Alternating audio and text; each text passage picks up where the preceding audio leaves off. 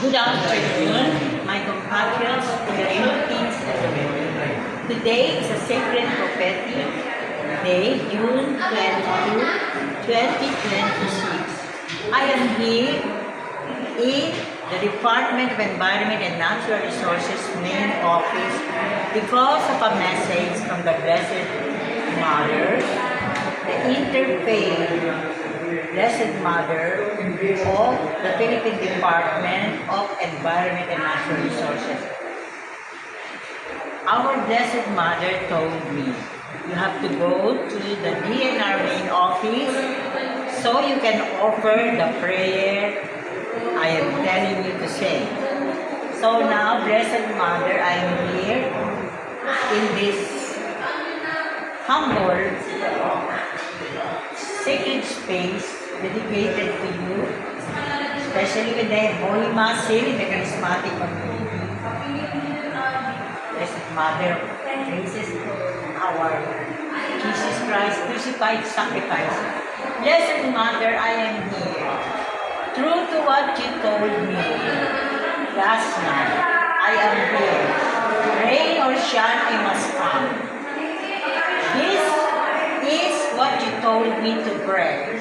Today, Blessed Mother, for the Philippine prophetic life for the world, the Philippine prophetic life for the world, that is, you are taking care of it, for it to be experienced this 2026, especially this July 14 to 18 in Cebu and the Pita. So the Philippines Transfiguration Temple for the world will be experienced, and pilgrims from all over the world will come. I will prepare the way, prepare your instruction, Blessed Mother. Blessed Mother, the Pangitinan Philippine prophetic life for the world in your care. Last time you told me to come here with a YouTube video entitled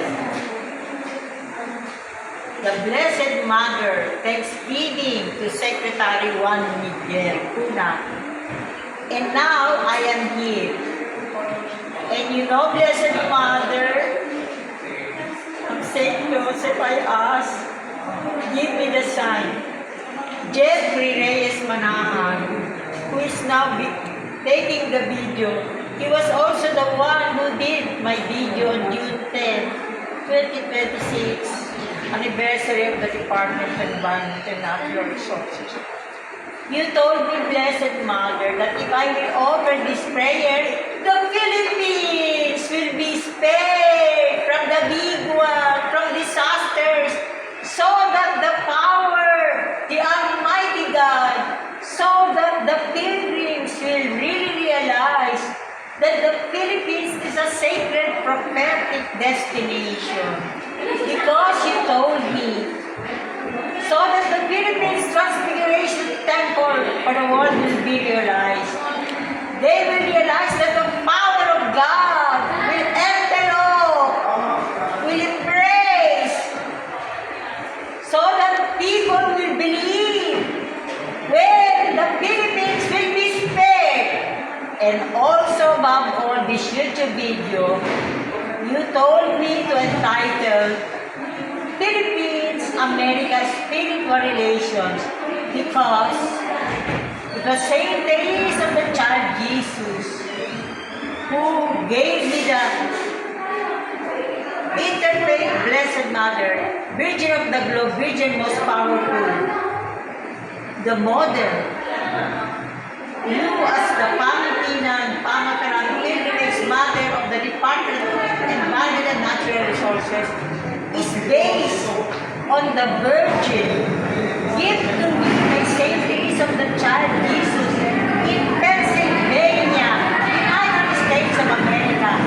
And this YouTube video will celebrate the 250th anniversary, founding anniversary of the United States of America. With this YouTube video, Philippines